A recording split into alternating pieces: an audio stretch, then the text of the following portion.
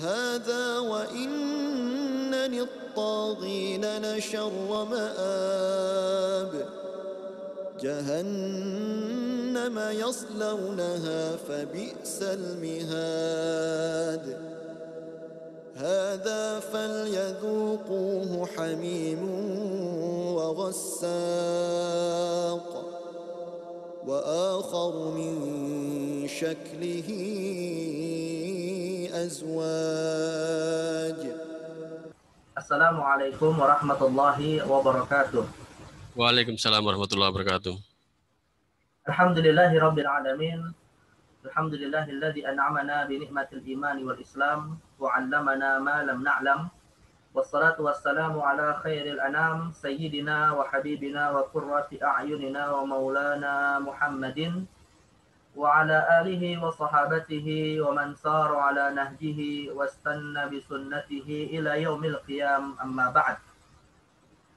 Alhamdulillah, kita bersyukur kepada Allah Azza wa Jal pada kesempatan di siang hari ini.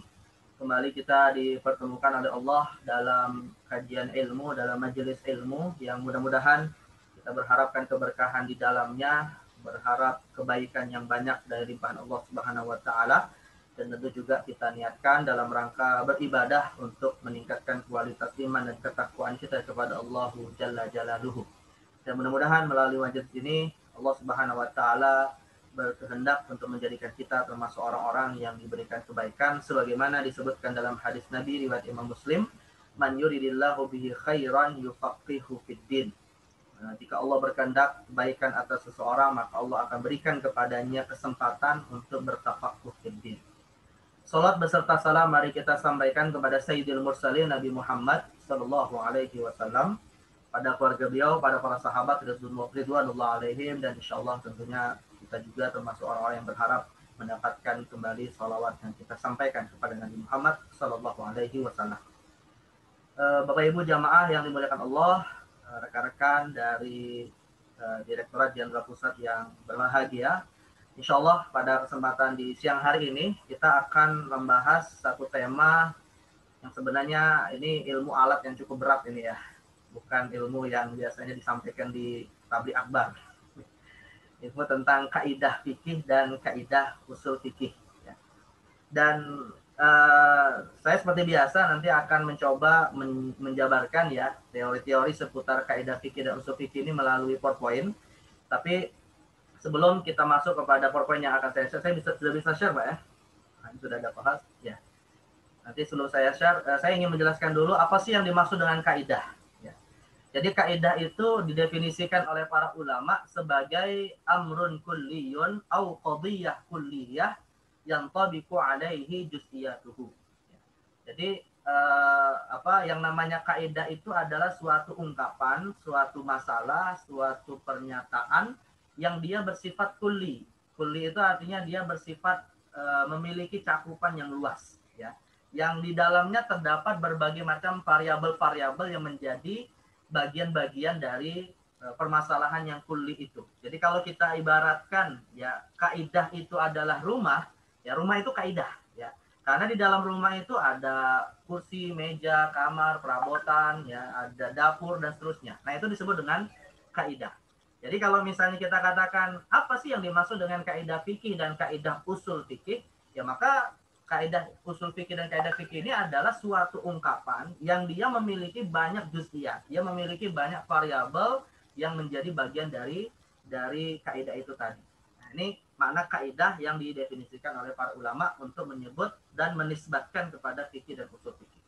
Tapi kalau kita kemudian kaitkan kaidah ini ya dengan dua istilah tadi, fikih dan usul fikih, nah ini sebenarnya juga ada beberapa istilah yang perlu kita pahami secara baik karena ada istilah-istilah lain yang juga terikat tetapi memiliki makna yang berbeda.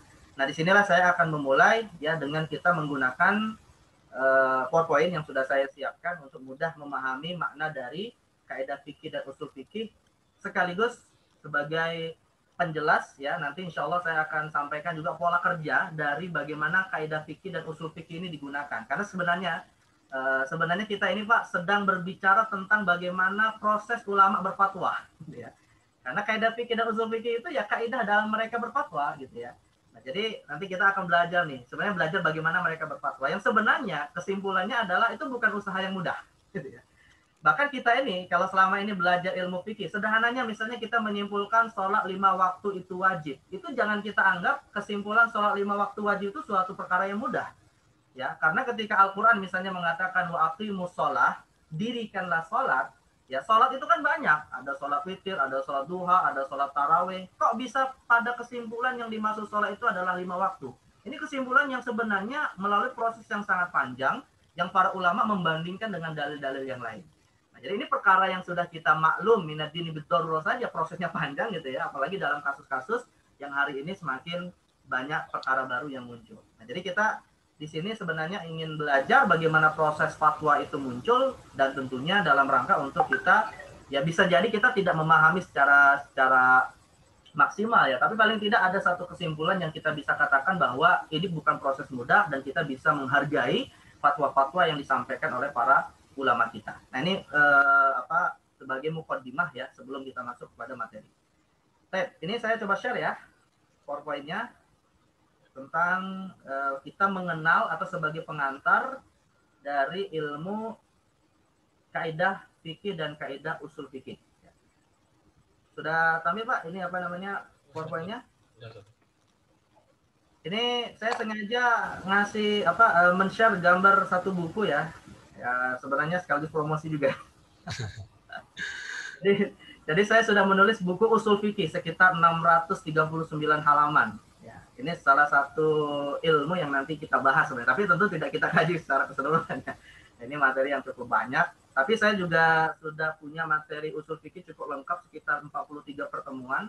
Ini bisa dilihat di YouTube Rumah Fikih Indonesia. Ya. Kalau ingin mempelajari usul fikih dari awal sampai akhir melalui buku yang saya tulis ini. Nah, jadi ini sebagian saja dari materi dari dua materi yang akan kita bahas hari ini, yaitu antara usul fikih dan kaidah fikih.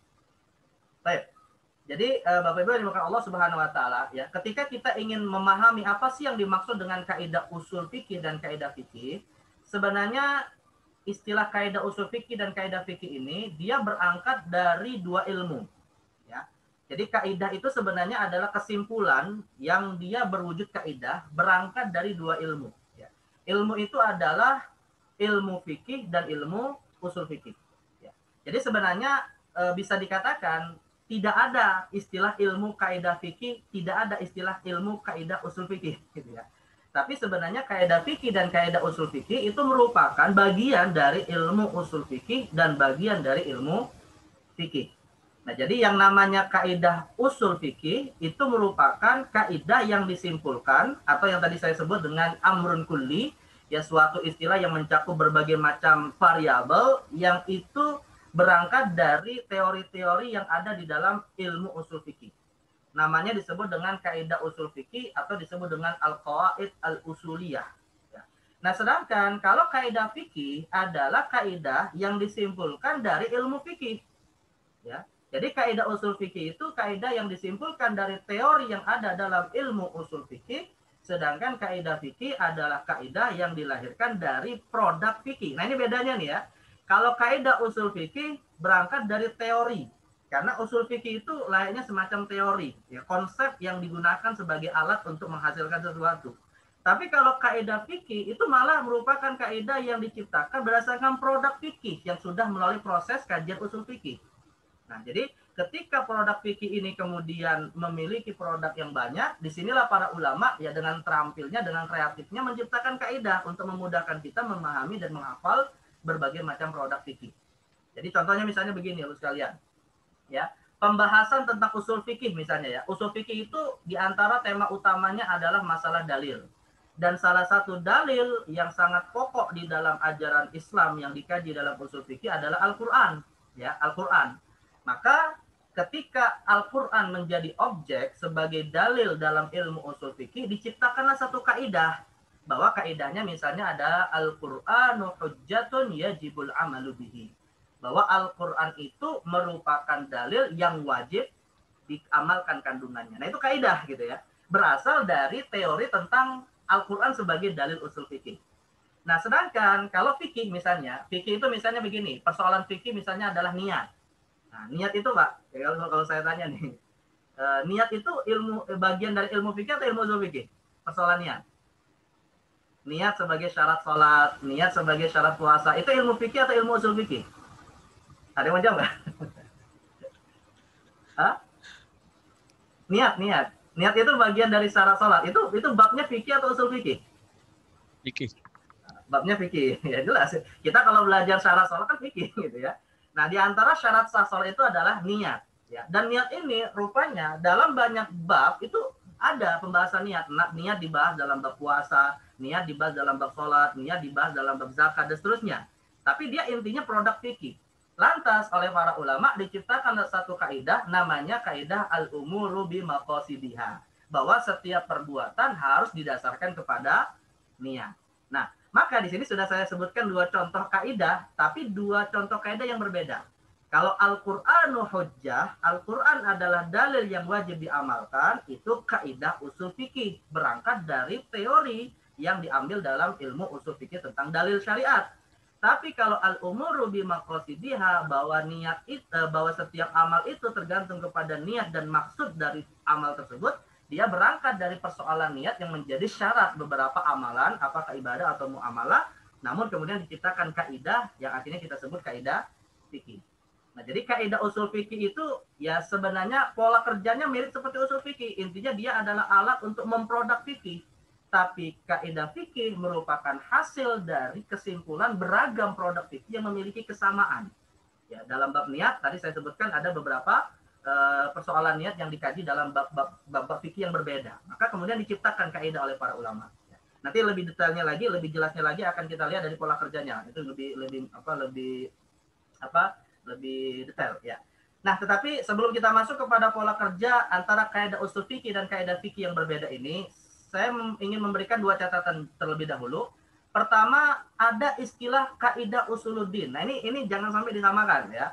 Jadi, kaidah usul fikih dan kaidah usuluddin itu dua istilah atau dua objek ilmu yang menggunakan istilah yang hampir sama. Jadi begini Bapak sekalian, kaidah misalnya kita sebut qawaid usuliyah, kaidah usul ya. Kaidah usul itu dia istilah yang digunakan untuk usul fikih sekaligus digunakan untuk usuluddin. Nah, bedanya kalau usul fikih dia membahas tentang masalah fikih. Tapi kalau usuluddin dia membahas tentang masalah akidah. Ya, dan dua-duanya itu disebut kaidah usuliyah. Ya, disebut kaidah usuliyah. Contoh misalnya kalau dalam kaidah usuluddin ada diciptakan dalam ilmu akidah itu al-mutaghayyiru haditsun misalnya. Bahwa sesuatu yang bisa berubah itu adalah makhluk. Itu bab dalam ilmu akidah. Karena Allah itu tidak akan berubah, maka yang berubah pasti adalah makhluk. Nah, itu kaidah usuliyah, tapi dalam bab ilmu usuluddin atau ilmu akidah. Nah, makanya ada seorang ulama namanya Imam Zakaria Al-Ansari, itu punya satu kitab judulnya adalah Lubbul Aslaini. Lubbul Aslaini. Ya, kajian atas dua usul. Pertama usul fikih, kedua usuluddin. Nah, jadi maksud saya kalau misalnya nanti Pak, kita membaca suatu buku, ya terjemahan misalnya buku bahasa Indonesia. Di situ dikatakan berdasarkan kaidah usuliyah. Nah, ini perlu di cross check dulu, perlu dikonfirmasi dulu maksudnya adalah kaidah usul fikih atau kaidah usuluddin gitu. Nah, kalau bukunya membahas tentang akidah, maka yang disebut dengan kaidah usuliyah adalah kaidah usuluddin. Kalau bukunya membahas ilmu fikih atau ilmu usul fikih, maka kaidah yang disebut maksudnya adalah kaidah usul fikih. Nah, itu jadi penggunaan istilah yang mirip tapi dengan dua maksud yang berbeda. Ini yang pertama.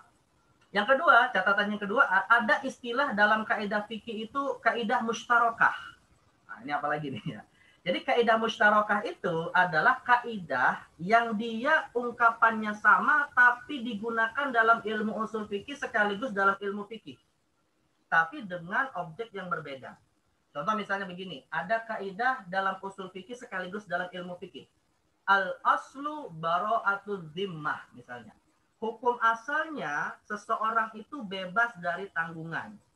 Kalau kaidah ini digunakan dalam ilmu usul fikih, ya kalau kaidah ini digunakan dalam ilmu usul fikih, maka yang dimaksud dengan al-aslu bara'atul zimmah, hukum asalnya manusia bebas dari tanggungan adalah dalam konteks hubungannya dengan Allah. Bahwa manusia itu hakikatnya tidak punya kewajiban apapun kepada Allah. ya dalam bab ibadah ataupun dalam bab-bab yang lain. Ya, itu dalam ilmu usul fikih. Maknanya manusia tidak mukallaf kecuali ada dalil yang menetapkan mereka wajib melakukan ABC dan seterusnya. Itu kaidah al-aslu bara'atul zimmah digunakan dalam usul fikih. Tapi kalau misalnya al-aslu bara'atul zimmah digunakan dalam ilmu fikih, maka biasanya terjadi dalam hubungan antar manusia. Bahwa manusia itu hukum asalnya nggak punya hubungan saling berhutang, gitu ya. Jadi kalau misalnya ada orang mengklaim, kamu punya hutang sama saya, maka yang harus ada itu dalil dia pernah berhutang. Karena hukum asalnya manusia tidak punya hutang kepada sesama manusia. Jadi kalau kita katakan misalnya manusia tidak punya hutang kepada sesama manusia sebagai hukum asal, maka kita sebutkan al-aslu bara'atul zimmah. Bahwa hukum asalnya manusia tidak terbebani apapun dengan urusan sesama mereka. Nah, seperti ini misalnya Pak. Kita katakan begini, wajibkah kita menafkahi istri tetangga? Wajib nggak Pak? Tidak. Ya nggak wajib. Kenapa? Al-aslu bara'atul zimmah gitu ya. Karena hukum asalnya kita nggak punya kewajiban apapun kepada seseorang kecuali kalau dibebankan oleh syariat, yaitu wajibnya menafkahi istri misalnya gitu ya. Nah itu kaidah fikih namanya gitu ya. Tapi kalau dalam konteks hubungannya dengan Allah, misalnya tidak wajib kita beribadah kecuali yang disyariatkan, maka ini ilmu usul fikih. Nah jadi ini yang disebut dengan kaidah mustarakah. Kaidah mustarakah itu intinya adalah kaidahnya sama, tapi objek penggunaannya berbeda. Bisa digunakan dalam usul fikih, bisa digunakan dalam ilmu fikih. Nah, ini dua catatan yang perlu kita pahami dulu saat kita menggunakan istilah kaidah. Ya. Baik. Jadi intinya secara kesimpulan ada tiga sebenarnya. Ada kaidah terkait dengan usul fikih, ada kaidah terkait dengan fikih, dan ada kaidah terkait dengan ilmu akidah. Ya. Dan tiga-tiganya itu kadang memiliki istilah, bahkan memiliki teks kaidah yang mirip, tapi dengan objek yang berbeda. Nah ini perbedaan dari tiga istilah kaidah tadi. Nah sekarang kita akan mengetahui pola kerjanya ya. Bagaimana sih pola kerja dari kaidah usul fikih dan kaidah fikih secara khusus, dan artinya kita bicara dalam konteks fatwa yang melahirkan produk fikih. Ya kita tidak bicara dalam masalah akidah. Ini kita bicara secara khusus dalam masalah fikih. Nah jadi begini Bapak sekalian. Biasanya ya kalau kita ingin bicara tentang kaidah usul fikih dan ilmu fikih, maka kita harus memahami dulu bahwa proses dalam berfatwa ya biasanya datang dari masalah. Artinya begini, para ulama kita Pak, para ulama kita itu sebenarnya adalah para ulama khususnya dari kalangan salaf yang tidak bermudah-mudahan menyampaikan suatu fatwa kalau masalahnya itu masih sifatnya kemungkinan dan belum ada faktanya. Jadi para ulama kita itu termasuk orang-orang yang tidak mudah memprediksi kalau masalahnya begini nanti hukumnya apa. Ya kalau faktanya memang belum ada ya maka biasanya tidak dipermasalahkan. Jadi biasanya fatwa itu muncul kalau sudah ada faktanya. Makanya kalau pertanyaan-pertanyaan yang belum ada faktanya itu sifatnya hanya untuk istilahnya itu asupan akal yang mungkin lagi butuh saja gitu ya. Misalnya nih pertanyaan yang sering muncul. Ya. Sempat ini viral ya. Dulu beberapa hari yang lalu itu pernah viral dari siapa ya, saya lupa. Ada yang mengatakan begini, bisa saja seseorang itu hamil gara-gara ada air mani nyemplung ke sungai, di situ ada wanita yang mandi. Lalu kemudian air maninya itu masuk gitu ya, masuk ke dalam ke dalam kemaluan dari si wanita yang mandi di situ. Akhirnya dia hamil. Pernah nggak ada isu itu, Pak? Iya. Akhirnya pernah muncul itu. Yeah. Dan akhirnya viral gitu ya, banyak yang menganggap itu aneh-aneh lah gitu ya. Tapi para ulama dulu dalam persoalan fikih itu sudah memprediksikan ya masalah itu muncul gitu. Bahkan nanti sudah langsung diprediksikan kira-kira kalau anaknya lahir nasabnya kepada siapa, kemudian bisa nggak saling mewarisi gitu ya. Artinya banyak perkara-perkara muncul gara-gara persoalan yang tadi dianggap mungkin terjadi. Tapi kan yang jadi masalah begini, apakah faktanya sudah ada? Gitu. Ya kalau faktanya belum ada ya ngapain juga dibahas hukumnya gitu. Nah makanya kita kalau bicara fatwa, kebanyakan ulama kecuali mazhab Hanafi, ya kecuali mazhab Hanafi. Kalau mazhab Hanafi memang suka itu memprediksi masalah, itu mazhab Hanafi, itu salah satu karakteristiknya mazhab Hanafi. Tapi kalau mazhab Maliki, Syafi'i dan Hambali dan kebanyakan salafus saleh itu adalah orang-orang yang baru mengeluarkan fatwa kalau masalahnya secara fakta sudah ada. Nah, jadi hal pertama intinya yang akan kita cari tahu ketika kita bicara tentang usul fikih, kaidah fikih, kemudian fikih itu sendiri adalah apa masalahnya. Ya. Dan masalahnya kalau secara umum bisa kita klasifikasikan cuma dua saja. Yang terkait dengan hubungan kepada Allah disebut dengan ibadah, atau yang terkait dengan hubungan sesama makhluk yang disebut dengan muamalah. Ya. Jadi fikih itu, terus sekalian, fikih itu kalau kita misalnya mau simpulkan, sebenarnya fikih itu bahas apa sih? Ya sebenarnya cuma dua ini. Ya, ibadah atau muamalah itu fikih gitu ya. Jadi fikih itu semua perbuatan kita yang sifatnya vertikal kepada Allah ataupun horizontal kepada sesama manusia. Nah, dalam proses berfatwa, para ulama menetapkan 3 langkah. Ya, 3 langkah dalam mengeluarkan fatwa. Pertama adalah tasawur, kedua adalah takyif, ketiga adalah tatbiq. Ya. Secara sederhana, tasawur itu artinya memahami masalah, takyif itu mengembalikan kepada dalil syariat, tatbiq itu menetapkan hukumnya. Itu secara mudahnya memahami ya. Jadi tasawur itu memahami masalah yang sedang ingin dicari tahu hukumnya apa. Yang kedua, nanti setelah dipahami secara baik, baru kemudian dikaji lewat kaidah-kaidah syariat. Lalu kemudian setelah dikaji lewat kaidah syariat, lahirlah yang namanya tatbik yang nanti kita sebut dengan fikih. Nah, maka dalam proses tasawur akan ada yang namanya integrasi lintas ilmu.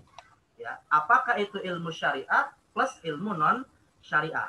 Ya, artinya begini Bapak sekalian, misalnya nih, ada persoalan yang kita sedang hadapi hari ini terkait dengan dunia kedokteran misalnya ya. Misalnya ada vaksin. Nah, vaksin itu apakah dia boleh digunakan atau tidak? Karena misalnya ada unsur benda zat najisnya, babi misalnya. Ya, atau misalnya satu contoh mudahnya adalah alkohol lah. Ya, alkohol itu sebenarnya dia najis atau tidak? Boleh nggak digunakan untuk media pencuci tangan, hand sanitizer yang nantinya akan kita gunakan untuk artinya tidak perlu lagi kita berwudu, langsung kemudian kita sholat dengan tersentuhnya badan dan pakaian kita dengan alkohol tadi. Nah, itu ketika kita ingin mencari tahu hukum tentang alkohol dengan beragam varian hukum yang akan mempengaruhi, otomatis ya seorang mufti itu tidak bisa kemudian sembarangan memfatwakan najis atau tidak najis sebelum dia mengetahui makna alkohol itu apa, hakikat alkohol itu apa. Tentunya tidak semua orang bisa menjelaskan apa itu alkohol gitu kan. Nah, disinilah perlu adanya integrasi ilmu dengan keahlian yang lain. Nah, tanya ke dokter, tanya ke ahli farmasi, tanya kepada ahli kimia dan seterusnya. Nah, di situ dalam bab tasawur ulama tidak berjalan sendiri. Makanya Majelis Ulama Indonesia, Pak, Majelis Ulama Indonesia itu anggotanya bukan hanya ulama gitu ya. Anggotanya ada ilmuwan juga, anggotanya ada dokter juga, bahkan ada politikus, ahli militer, artis dan seterusnya. Karena mereka akan menjadi narasumber untuk mendapatkan gambaran umum terkait dengan masalah yang ada. Dan ini ya kalau di dalam ilmu usul fikih ya terkait dengan kaidah al-hukmu 'ala syai'i far'un an tasawwurihi. Menghukumi sesuatu itu hakikatnya bagian dari kita memahami sesuatu. Jadi kalau kita misalnya sudah salah memahami sesuatu, pasti hukumnya akan keliru. Dan disinilah ulama hakikatnya ya tidak bisa berdiri sendiri. Kecuali dalam persoalan yang tidak perlu ya bertanya kepada ahlinya. Misalnya dalam masalah ibadah ya selesai dengan ulama cukup gitu. Tapi kalau ilmu yang lain maka harus berinteraksi dengan keahlian yang lain. Nah, ini namanya disebut dengan tasawur. Pada wilayah tasawur kita belum bicara fikih, usul fikih, kaidah fikih. Ya, karena baru integrasi ilmu yang sifatnya cukup melimpah, cukup beragam. Nah, ketika kemudian proses berikutnya ya setelah tasawurnya itu sempurna, sudah tam, sudah dipahami dengan baik, maka kemudian baru proses berikutnya ini hanya di tangan para ulama yang memang ahli di dalam ilmu syariat. Tetapi secara khusus karena kita bicara fikih, maka ilmu yang sangat digunakan adalah usul fikih. Jadi ya memang sih ilmu lain digunakan, tapi yang paling dominan adalah usul fikih. Ya. Nah, sedangkan ketika usul fikih sudah mengkaji dan akhirnya disimpulkan hukumnya adalah wajib, haram, sah, batal dan seterusnya, itu namanya disebut fikih. Ya, disebut fikih. Nah, ketika usul fikih digunakan di dalam ya membedah persoalan dalam sudut pandang syariat, maka ya digunakanlah kaidah-kaidah usul fikih sebagai alatnya, gitu ya. Digunakanlah kaidah usul fikih sebagai alatnya. Apa kajian usul fikih yang melahirkan kaidah usul fikih atau qawaid usuliyah? Ada 2 yang menjadi utama. Tapi sebelum saya masuk kepada 2 hal tersebut, ya kita pahami dulu apa sih yang dimaksud dengan kaidah usul fikih. Nah, ini definisi kaidah usul fikih ya. Seperti yang disampaikan oleh Imam Syekh Abdul Wahab Khalaf dalam ilmu usul fikih, beliau mengatakan bahwa yang dimaksud usul fikih atau kaidah usul fikih adalah al-ilmu bil qawaid allati yatawassalu biha ila istifadatil ahkam syar'iyyatil amaliyah al-muktasab min adillatiha at-tafsiliyah. Jadi ilmu kaidah usul fikih itu adalah, atau ilmu usul fikih ini sama ya, ilmu kaidah usul fikih atau ilmu usul fikih sebenarnya sama saja maknanya, adalah ilmu yang membahas tentang kaidah-kaidah al-qawaid yang digunakan yutawassalu biha ya, yang digunakan ila istifadatil ahkam untuk menghasilkan hukum-hukum. Jadi seperangkat kaidah yang digunakan untuk menghasilkan hukum-hukum, tapi hukum apa? Hukum syariah yang nanti kita sebut dengan fikih. Ya. Al-amaliyah yang hanya bersifat praktis. Artinya tidak bicara tentang akidah, tidak bicara tentang akhlak, ya, tidak bicara tentang kaidah-kaidah di luar ilmu fikih gitu ya. Karena ada juga ilmu-ilmu yang lain. Al-muktasab min adillati at-tafsiliyah. Yang mana ya hukum praktis dari kaidah yang tadi digunakan diambil dari dalil-dalil hukum yang rinci. Nah, dalil hukum yang rinci itu ya dalil yang kita kenal, ada Al-Qur'an, Sunnah dan seterusnya. Nah, maka dari definisi ini maka kaidah usul fikih itu secara umum akan disimpulkan dua objek utama. Objek utama yang pertama adalah dalil syariat dan objek yang kedua adalah istinbat. Artinya kaidah usul fikih itu ya dilahirkan dari teori tentang dalil dan teori tentang metode memahami dalil. Ya, teori tentang metode memahami dalil itu disebut dengan istinbat. Ya. Nah, dalil itu apa? Sebenarnya kalau jelaskan secara usul fikih lebih detail lagi ya. Dalil itu ada dua nanti dibagi oleh ulama. Ada dalil yang disepakati, ada dalil yang diperselisihkan. Ada dalil yang primer, ada dalil yang sekunder, atau ada dalil asli, ada dalil tabai. Dalil yang primer yang disepakati ada 4, Al-Qur'an, Sunnah, Ijma', Qiyas. Sedangkan dalil yang diperselisihkan ada banyak ya. Yang populer misalnya seperti syar'u man qablana, madzhab sahabat, sadduz zari'ah, al-istislah, al-istishab, al-istihsan. Itu banyak tuh teori-teori tentang dalil yang hakikatnya adalah ya produk atau dasar ya dari usul fikih kita itu cukup melimpah. Dan saya ingin tegaskan ya Bapak sekalian bahwa semua persoalan manusia itu semuanya pasti terjawab oleh dalil-dalil syariat yang ada di dalam agama kita. Ya, hanya saja memang proses untuk mengetahuinya itu yang nanti tidak semua orang bisa mengetahuinya. Ya, makanya kalau misalnya kita katakan hukum Islam itu tidak mencakup segala hal, itu ada masalah dengan keimanan kita terhadap kesempurnaan ajaran Islam. Nah, contoh sederhana misalnya Pak, contoh sederhana nih, saya tanya lagi nih. Ya. Persoalan kewajiban mentaati rambu-rambu lalu lintas, itu syariat Islam bukan? Bukan. Hah? Bukan. Nah, kalau bukan, ada persoalan ini. Berarti ada penyakit sekulerisme di dalam diri kita. Ya, itu termasuk syariat gitu ya. Kewajiban kita kalau di jalanan berhenti saat lampu merah, jalan ketika lampu hijau, hati-hati saat lampu kuning, itu termasuk syariat. Kenapa itu termasuk syariat? Karena aturan ini dibuat tujuan utamanya untuk ya menjaga keselamatan jiwa. Dan keselamatan jiwa itu termasuk bagian dari 5 maqasidus syariah. Termasuk 5 tujuan syariat, dan itu didasarkan kepada ayat Al-Quran dan hadis Nabi yang cukup banyak. Di antaranya adalah firman Allah, ya wala tulqu biaidikum ila tahluka, jangan jatuhkan dirimu ke dalam kebinasaan. Jadi artinya begini Pak, kalau misalnya kita ditanya kenapa kita wajib ketika lampu hijau itu berhenti, ya dasarnya adalah syariat yang memerintahkan kita untuk menjaga jiwa gitu, dan itu termasuk syariat gitu ya. Nah, jadi ini termasuk syariat Islam gitu ya. Intinya adalah segala hal itu pada dasarnya ada dalilnya, ada syariatnya. Nah, itu bukti bahwa kita punya keyakinan tentang kesempurnaan ya, syumuliyatul Islam. Nah, jadi ini dalil ya. Dalil itu sebenarnya banyak sekali, dan maka sangat keliru kalau ada orang yang mengatakan dalil cuma Al-Qur'an dan Sunnah. Itu keliru sekali gitu ya. Betul, Al-Qur'an dan Sunnah itu dalil, tapi dalil ada yang lain gitu ya, dan tidak mesti wujudnya Al-Qur'an dan Sunnah ya. Nah, ini kaidah usul fikih dilahirkan dari teori pertama seputar dalil. Ya. Kedua, teori usul fikih juga dilahirkan dari proses memahami dalil. Itu juga termasuk objek kaidah usul fikih. Misalnya ya, tadi kita contohkan firman Allah wa aqimus shalah, dirikanlah salat. Ya, dan biasanya nanti ada unsur penggunaan kaidah bahasa Arab. Di dalam bahasa Arab, aqimu itu kata kerja perintah. Dan yang namanya perintah atau al-amr secara bahasa digunakan biasanya untuk persoalan yang hukum asalnya wajib. Makanya disimpulkan wa aqimus shalah, dirikanlah salat. Ya berarti salat hukumnya wajib gitu. Padahal kita nggak pernah ketemu di dalam Al-Qur'an salat wajib, itu nggak ada gitu ya. Kalau kita obok-obok Al-Qur'an nggak ada kata-kata as-shalatu wajib, itu nggak ada. Tapi para ulama simpulkan dari ayat Al-Qur'an wa aqimus shalah, dan akhirnya dari ayat ini lahirlah kaidah al-amrul mutlaq lil wujub. Perintah itu hukum asalnya adalah wajib. Nah, jadi al-amrul mutlaq lil wujub, perintah itu hukum asalnya wajib, itu kaidah usul fikih yang disimpulkan dari pemahaman atas proses ya memahami dalil-dalil yang tadi sudah kita sebutkan. Nah, dua hal ini objek utama di dalam kaidah usul fikih. Ya. Baik. Nah, setelah kita memahami ya kaidah usul fikih dari dua objeknya, barulah kita masuk kepada produknya fikih gitu ya. Nah, produknya atau fikih itu didefinisikan oleh para ulama, ya ini saya keliru nulis ya. Betul, ilmu fikih dari saya baca itu fikih. Misalnya Imam Badruddin Az-Zarkashi dalam kitab Al-Bahrul Muhit yang mendefinisikan ilmu fikih atau nanti akan lahir dari ilmu fikih ini kaidah fikih. Al-ilmu bil ahkami syar'iyyatil amaliyatil muktasab min adillati at-tafsiliyah. Jadi ilmu tentang hukum-hukum syariat yang terkait dengan amalan kita yang praktis yang diambil dari sumber-sumbernya yang terperinci, itu dalil-dalil yang sudah dikaji dalam usul fikih. Berarti ilmu fikih itu objeknya adalah hukum syariat.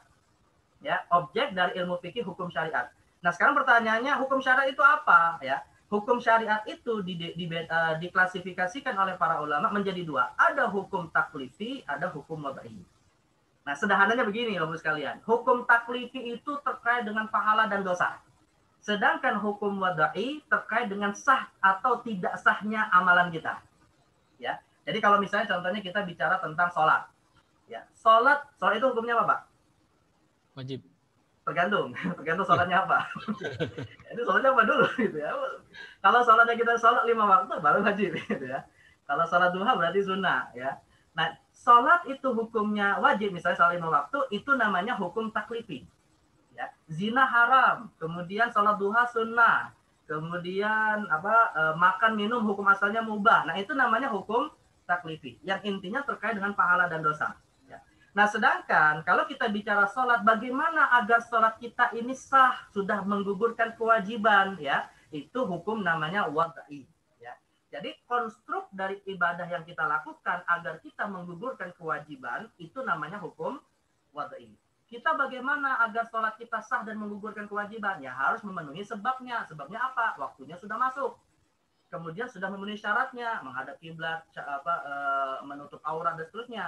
Ya, termasuk syarat di sini sebenarnya masuk di dalamnya rukun, rukuk, sujud dan seterusnya. Lalu mani, ada pembatal yang harus kita hindari, ya. Nah, kalau ketiga hal ini terlaksana dengan baik, sebabnya sudah ada, syarat atau rukunnya sudah terpenuhi, lalu kemudian pembatal yang sudah kita hindari, ibadah kita disebut dengan sah. Tapi kalau misalnya ada salah satunya belum sempurna, maka ibadah kita disebut batal. Nah, kalau kita bicara ibadah, sah dan batal itu artinya menggugurkan kewajiban yang tidak harus diqadha. Tapi kalau sah batal digunakan dalam bab muamalat, itu maknanya adalah implikasi dari akad muamalat kita itu menjadi halal. Ya, dikatakan jual beli ini sah, berarti kita boleh menggunakan hasil dari jual beli itu. Dikatakan nikah itu sah, berarti boleh melakukan hubungan seksual. Tapi kalau muamalatnya batal atau nikahnya nggak sah, ya otomatis implikasinya tidak dibolehkan. Akan lahirlah hukum-hukum haram, wajib, dan seterusnya yang nanti lahir dari hukum wad'i ini tadi. Ya. Nah, ini namanya hukum wad'i. Jadi intinya nih ya, kalau kita belajar ilmu fikih, sebenarnya cuma dua ini saja ya, pertanyaan yang harus kita cari. Ya, saya misalnya bertanya, apa sih hukum perkara A? Ya, jawabannya tinggal dua ini saja. Apakah yang dicari hukum taklifi, wajib, haram, sunnah, makruh, mubah yang 5? Atau yang dicari hukum wad'i terkait dengan sah atau tidak sahnya suatu amalan yang sedang ditanya hukumnya. Nah, ini fikih ya. Ini namanya disebut dengan fikih. Ya. Nah, kemudian ya rupanya fikih ini seperti yang tadi saya contohkan di awal, produknya banyak. Bab niat misalnya tadi ya, bab niat. Niat itu ada dalam bab sholat, ada dalam bab puasa, dalam bab zakat, dalam bab haji. Intinya rata-rata dalam bab ibadah itu ada niat. Fikih-fikih yang banyak ini tadi akhirnya ya untuk memudahkan kita memahami dan menghafal produk fikih yang beragam, diciptakanlah oleh para ulama kaidah fikih. Jadi kaidah fikih itu tujuan utamanya untuk memudahkan kita mengetahui hukum-hukum fikih yang beragam. Ya, nah kaidah fikih ini tadi didefinisikanlah oleh para ulama. Ini saya misalnya ambil definisi dari Syekh Muhammad Az-Zuhaili dalam kitabnya Al-Qawaidul Fiqhiyah wa Tatbiquha fil Madzahibil Arba'ah. Di dalam buku ini Pak ada kurang lebih 300 kaidah fikih ya, yang dikumpulkan oleh Syekh Muhammad Zuhaili. Beliau mengatakan bahwa yang disebut kaidah fikih adalah al-qawaidul lati saghahal ulama. Kaidah-kaidah yang disusun oleh para ulama li jam'il ahkamil mutamathilah untuk mengumpulkan berbagai macam hukum fikih wal masailil mutanadhirah dan masalah-masalah yang memiliki kemiripan wa bayan aujuhus syabah bainahuma au bainaha. Dan juga untuk melihat sisi persamaan dan perbedaan antara hukum dan persoalan yang tadi mirip itu. Tsumma rabataha fi aqdin manzum. Lalu kemudian setelah ditemukan berbagai masalah yang sama ini, dikumpulkanlah dalam suatu kaidah yang tersusun rapi.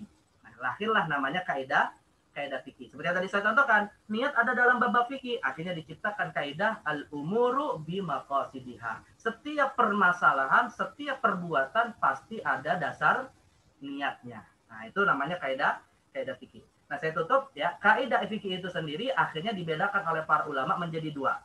Ada 5 kaidah kubro dengan cabangnya masing-masing terkait dengan 5 kaidah itu, dan ada kaidah ghairu kubro. Kaidah kubro itu adalah kaidah yang besar cakupannya. Semua rata-rata bab fikih masuk di dalam kaidah tersebut. Dan dalam kaidah ini juga muncul cabang-cabang kaidah lagi, ya. Dan kaidah-kaidah ghairu kubro adalah kaidah-kaidah yang hanya ada pada beberapa bab tapi tidak bersifat besar. Nah, saya tutup ya. 5 kaidah kubro ini ada 5 seperti yang disampaikan oleh Imam Jalaluddin As-Suyuti dalam kitab Al-Asybah wan Nadhair. 5 kaidah itu adalah pertama al-umuru bimaqasidiha, setiap perbuatan tergantung kepada niat atau berdasarkan niat. Yang kedua al-masyaqqatu tajlibut taisir, kesulitan bisa mendatangkan kemudahan. Al-yaqinu la yazulu bisyak, bahwa keyakinan tidak bisa dirubah dengan keraguan. Al-adatu muhakkamah, bahwa yang namanya adat istiadat itu bisa menjadi dasar hukum. Dan yang kelima adalah saya lupa malah. Yang kelima ad-dararu yuzal, ya, bahwa kemudorotan itu bisa harus dihilangkan. Nah, jadi ada 5 kaidah yang disebut kaidah kubro. Syekh Siddiqi Al-Burnu menambahkan 1 kaidah lagi menjadi 6, i'malul kalam aula min ihmalihi. Tapi ini yang tidak populer di tengah para ulama yang menulis kitab kaidah-kaidah fikih. Ya. Jadi ada kitab usul fikih, ada kitab fikih, ada kitab kaidah fikih. Nah, itu semuanya disusun secara berbeda dengan tujuan masing-masing yang berbeda. Tapi secara umum kaidah fikih erat kaitannya dengan fikih, sedangkan kaidah usul fikih terkait dengan ilmu usul fikih. Jadi kembali kepada kesimpulan di awal yang tadi sudah saya sebutkan. Mudah-mudahan bisa dipahami ya prosesnya, walaupun mungkin ya tadi saya katakan ini ilmu yang cukup berat dipahami. Kita membahas proses fatwa para ulama. Intinya tidak mudah ya di dalam memproduk fatwa, dan kita tentu harus menghargai proses mereka terlepas benar atau tidak. Makanya wajar Pak bahwa Rasulullah mengatakan yang salah dapat 1 pahala, yang benar dapat 2 pahala, karena proses ijtihadnya sendiri tidak mudah untuk dilakukan oleh setiap orang. Baik, mungkin ini yang bisa saya sampaikan. Wallahu a'lam. Ya, kalau masih ada waktu bisa kita perluas. Assalamualaikum warahmatullahi wabarakatuh. Waalaikumsalam warahmatullahi wabarakatuh. Terima kasih jazakumullah khairan katsir kepada Ustadz Isnan Ansori yang telah menyampaikan materi kajian pada siang hari ini. Selanjutnya kita lanjut dengan sesi tanya jawab. Bagi jamaah yang ingin bertanya bisa ditulis di kolom chat, baik yang via Zoom atau maupun yang di YouTube. Betul.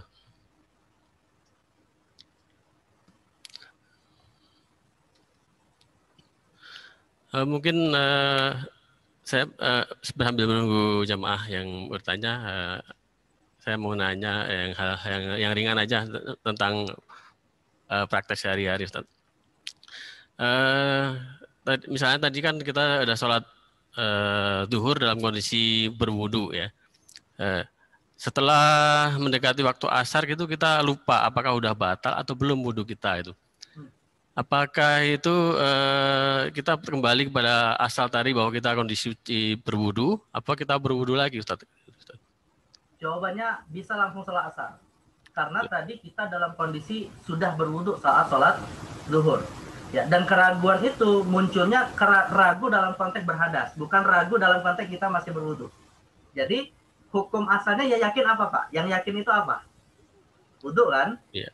Nah, dan ketika muncul keraguan apakah wudunya batal atau tidak, berarti kembali kepada kaidah al-yaqinu la yazulu bisyak, bahwa keyakinan itu tidak bisa dirubah oleh keraguan, maka sholat asalnya tetap bisa sah dengan wudu pakai sholat zuhur.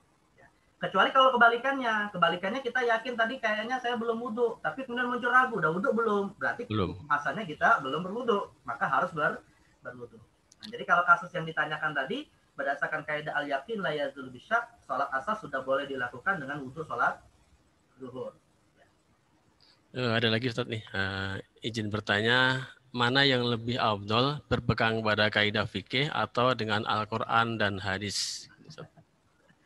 Ini pertanyaan yang sebenarnya keliru. Kenapa saya katakan pertanyaannya keliru? Lah emang kaidah fikih bukan datangnya dari Al-Quran hadis.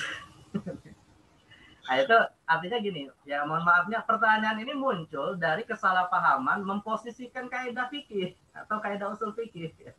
Jadi kaidah fikih itu termasuk kaidah yang munculnya dari Al-Quran dan hadis. Mengamalkan kaidah fikih sama seperti kita mengamalkan Al-Quran dan hadis. Pertanyaannya mirip begini, bisa nggak kita katakan mana yang afdol, mengamalkan Al-Quran atau sunnah Nabi?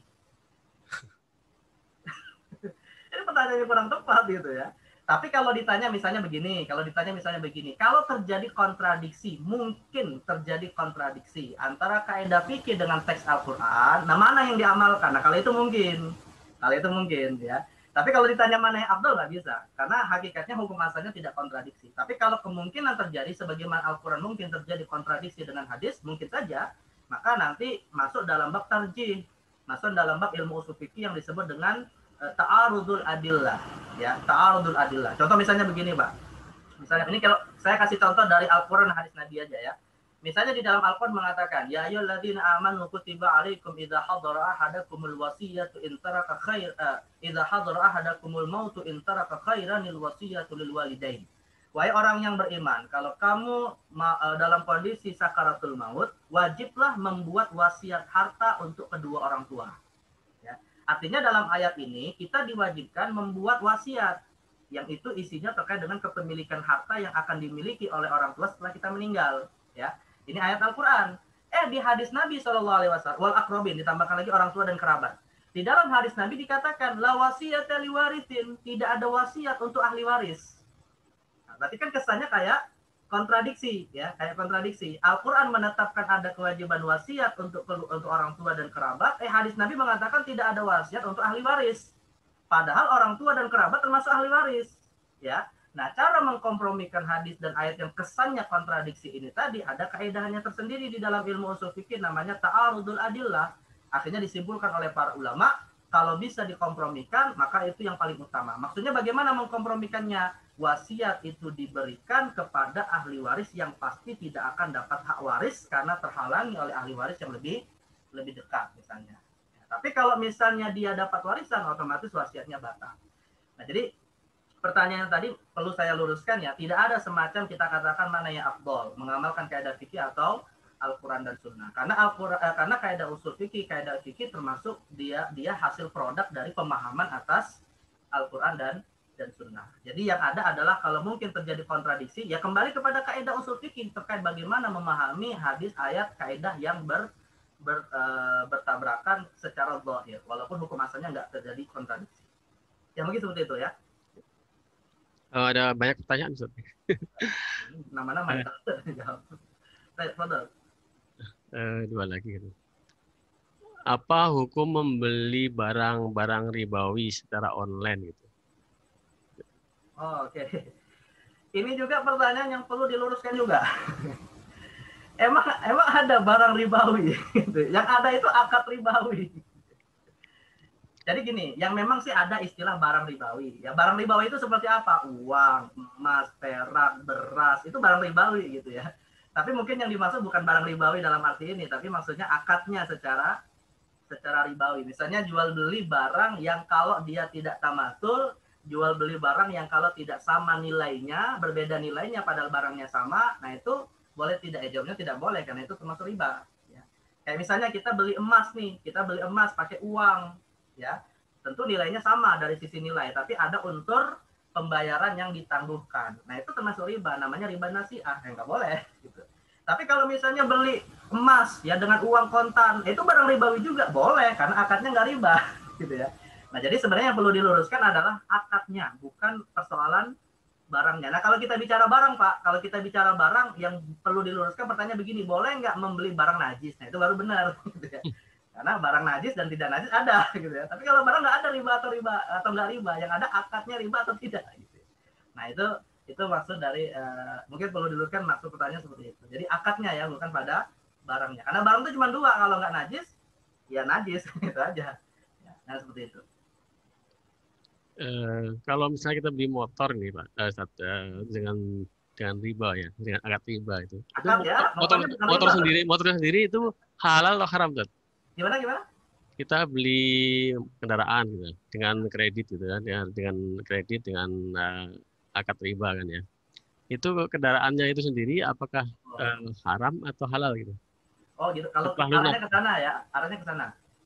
Kalau sudah terlanjur terbeli, ya barangnya halal kita gunakan, tapi kita tetap berdosa karena berakad dengan akad ribawi. Misalnya kita kredit mobil, kredit rumah, ya, kredit motor, ya, dan itu sudah terlanjur kita terakadkan, nggak bisa menghindar. Artinya kewajiban kita apa? Ya menyelesaikan akad. Ya salah sendiri kenapa dari awal berakad ribawi. Gitu. Tapi setelah selesai akad, barangnya tetap menjadi milik kita dan kita cukup beristighfar mohon ampunan karena sudah melakukan akad riba. Nah itu yang tidak dibolehkan. Karena begini Pak, barang ribawi itu bukan barang curian. Barang ribawi itu adalah halal bagi kita. Hanya saja akadnya yang menjadi masalah. Ya. Tapi kalau barangnya hasil curian, malah ya di sini hukumnya adalah harus dikembalikan kepada pemiliknya. Dan juga catatannya Pak, kalau misalnya akad ribawi itu terjadi, yang sebenarnya harus betul-betul bertaubat itu adalah pihak krediturnya. Artinya pihak leasingnya, pihak yang menghutangi dengan riba. Nah itu yang harusnya dia mengembalikan bunga kelebihan itu kepada orang yang membeli gitu. Jadi dia kalau misalnya begini, saya menjual motor dengan akad ribawi. Ya, lalu saya bertaubat dari akad itu, ya maka yang harus diperbaiki adalah akadnya. Kalau sudah terlanjur memakan harta riba, ya kembalikan kepada pembelinya. Jadi memperbaiki akad menjadi akad yang non ribawi. Nah itu yang harus dilakukan. Tapi kita yang menjadi objek pembeli misalnya, ya maka ya itu kewajiban kita tetap menyelesaikan akad itu, lalu kemudian bertaubat dan barang yang kita miliki sudah menjadi halal. Gitu ya. Jadi tidak otomatis kemudian barangnya setelah kita miliki dijual, ya enggak juga. Mungkin analoginya begini Pak, mungkin analoginya yang perlu mungkin sebagai pendekat pemahaman. Sekarang ini kan viral ya, boykot produk Perancis misalnya ya. Nah kalau sudah terlanjur dibeli, apakah akhirnya kita buang, kita bakar? Ya kan nggak gunain aja. Tapi sebelum kita beli, ya maka kita hindari. Kalau memang sudah keluar fatwa harus memboikot barang-barang ini. Nah, jadi ini harus bedakan. Kalau dikasih gimana? Nah, kalau dikasih ya ambil saja, dikasih tas Hermes misalnya. Ya kalau saya mau boikot tapi dikasih, ya ambil aja. Kita dikasih dikasih saya nyebut produk ya, nggak boleh. Maaf nih. Kita dikasih air mineral yang itu produk dari sana misalnya. Ya kalau udah dikasih sudah terima saja. Jadi intinya bedakan antara kita sudah memiliki dengan kita baru mau memproses akadnya. Itu dua hal hukum yang berbeda. Ya begitu. Ada dua lagi boleh ya? Dua lagi boleh ya? Saya ingin bertanya, dalam Al-Quran Khamr itu haram, terus narkoba itu tidak ada disebutkan di Al-Quran. Bisa tidak sesuai usul fikih narkoba itu dipersamakan jadi haram juga gitu? Sangat bisa. Dan itulah yang dilakukan oleh para ulama. Ya. Karena begini Pak, Khamr itu ada dua makna. Pertama, khamr itu dipahami secara tradisi bangsa Arab sebagai minuman cair yang hasil fermentasi kurma dan anggur yang bisa menimbulkan unsur memabukkan. Itu secara urfi, atau secara tradisi. Tapi secara syar'i, Rasul menegaskan kullu muskirin haramun wa kullu muskirin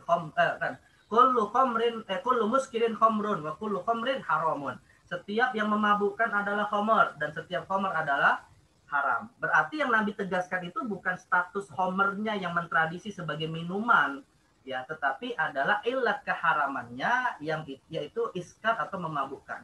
Akhirnya dikiaskanlah kepada produk-produk hari ini. Intinya kalau itu bisa menimbulkan efek memabukkan, dia khamr, meskipun tidak berwujud cairan, tidak berwujud seperti minuman bangsa Arab saat itu. Makanya Pak, beberapa tahun yang lalu ya, ini mungkin sebagai tambahan. Beberapa tahun yang lalu itu pernah saya ada menonton suatu berita, seorang artis nggak bisa ditangkap, nggak bisa dijerat dengan pidana narkoba, gara-gara nomenklaturnya belum ada dalam KUHP kita. Nah itu kan persoalan. Nah kalau dalam hukum Islam selesai, kalau dia memang nggak ada nomenklaturnya dalam KUHP, tapi memiliki unsur iskar, memiliki unsur memabukkan, ya selesai, haram hukumnya dan bisa dihukum pidana. Jadi tanpa harus melihat ada nggak dalam KUHP kita nama barangnya itu haram atau tidak gitu ya. Nggak usah melihat itu, yang penting ada unsur memabukkan atau tidak. Nah jadi kalau ditanya bisa nggak narkoba diharamkan berdasarkan ayat khamr, jawabannya sangat bisa. Dan itulah yang dilakukan oleh para ulama kita. Namanya disebut dengan qiyas. Dalilnya namanya disebut qiyas. Ya, jadi harus ditetapkan seperti itu. Ya. Kalau wine atau minuman anggur itu gimana, Ustaz? Ada yang bilang halal gitu? Enggak, kalau dia memabukkan dan memang orang yang meminumnya itu faktanya ada yang mabuk ya haram, walaupun orang yang minumnya sejelas nggak mabuk misalnya ya. Karena Rasul mengatakan maharuma qaliluhu maharuma katsiruhu haruma qaliluhu. Apa yang dia haram banyaknya haram, maka sedikitnya juga haram. Jadi wine itu termasuk kalau memang dimaksudkan sebagai miras, minuman keras ya haram.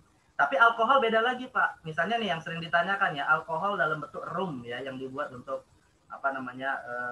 produk buat kue dan seterusnya ya. Itu beda lagi. Bedakan antara miras atau khamr dengan alkohol. Alkohol itu tidak otomatis dia haram. Ya. Walaupun dominan di dalam minuman keras adalah unsur alkohol. Nah, tetapi kalau misalnya kita bertanya tentang alkohol, maka di sini tergantung dia bisa memabukkan atau tidak. Ya. Tapi kalau kita mengatakan khamr yang memang secara tradisi memabukkan, mau dia berasal dari alkohol ataupun tidak, tetap hukumnya adalah haram. Ya. Nah itu harus bedakan antara dua kasus ini. Oke, satu lagi Ustadz. Bagaimana mengambil istinbat tentang pendapat dari sebuah fikih, misalnya tayamum. Tayamum yang bagaimana yang nantinya menurut kita paling baik atau kuat? Oh, baik. Jadi tayamum itu ada dua praktek. Ada dua praktek dalam bertayamum ya. Tayamum yang pertama adalah mazhab Hambali. Nah, mazhab Hambali itu cuma satu kali pukulan, lalu wajah dan kedua tangan sampai ke pergelangan. Itu mazhab Hambali. Praktek yang kedua mazhab Syafi'i, yaitu satu kali pukulan ke wajah, pukulan kedua ke tangan sampai ke siku. Ya, ini ada dua praktek dalam bertayamum. Praktek pertama dalam mazhab Hambali, sekali wajah langsung kedua tangan sampai ke pergelangan. Mazhab Syafi'i dua kali, satu wajah, dua tangan sampai ke siku. Nah kalau ditanya mana yang harus kita ambil dari dua pendapat ini dan masing-masing punya dalilnya sendiri ya, maka jawabannya begini. Ini kita tidak lagi bicara tentang kuatnya dalil karena itu urusan ulama. Kita posisinya sebagai orang awam yang mengikuti pendapat ulama misalnya, maka dalam hal ini yang harus kita konsisten mengikuti adalah mazhab yang menjadi amalan mayoritas masyarakat kita. Jadi kalau misalnya saya ditanya, Pak, bagaimana praktek tayamum yang harus kita ambil? Saya katakan bermadzhab Syafi'i. Dua kali pukulan wajah satu, kedua tangan sampai ke siku. Tapi kalau dalam kondisi darurat, misalnya kita tidak bisa melakukan seperti para wanita yang tidak bisa membuka pakaiannya yang di tempat umum ya, tangannya tidak bisa dibuka di tempat umum ya, silakan berpindah kepada mazhab Hambali sebagai bentuk kemudahan di tengah perbedaan para ulama. Nah, jadi hukum asalnya kita tetap konsisten dengan mazhab resmi masyarakat kita di Indonesia yang rata-rata bermazhab Syafi'i. Nah, itu cara kita bagaimana mengamalkan perbedaan pendapat di kalangan ulama. Dan yang kedua, kalau kita mendapati kok ada orang yang melakukan tayamum beda dengan kita, nggak boleh langsung kita ingkari karena bisa saja mazhabnya beda dengan mazhab kita. Ya, karena ada kaidah la yunkarul mukhtalafihi, tidak boleh mengingkari suatu perbedaan. Tapi secara fatwa, secara resmi ya, fatwa yang harus kita ambil adalah sebagaimana yang difatwakan oleh ulama Syafi'iyah. Karena itulah mazhab mayoritas masyarakat kita agar tidak menimbulkan persoalan lah. Jadi konsisten dengan itu. Ya, mungkin begitu. Cukup Ustaz. Jazakumullah khairan kepada Ustadz Sinan Ashori yang telah menyampaikan materi sekaligus menjawab pertanyaan dari para jamaah. Mudah-mudahan apa yang disampaikan tadi dapat diamalkan dalam kehidupan sehari-hari. Amin. Selanjutnya acara selanjutnya adalah penutup. Kita memohon kepada Ustadz untuk menyampaikan doa penutup. Ustadz. Ustadz. Mudah-mudahan apa yang kita bahas ini manfaat, memberi wawasan ilmu bagi kita. Dan mari kita beristighfar 3 kali terlebih dahulu. Astagfirullahaladzim, astagfirullahaladzim, astagfirullahaladzim, innaka antal ghafurur rahim. A'udzubillahi samil alim minasyaitonir rajim. Bismillahirrahmanirrahim. Allahumma shalli wa sallim wa barik ala sayyidina Muhammadin nabiyil ummi wa ala alihi washabbihi wasallam. Hamdan na'imin hamdan syakira hamdan yuafi ni'amahu wa yukafi mazida ya rabbana lakal hamdu kama yanbaghi li jalali wajhikal karim wa 'azimi sultanik.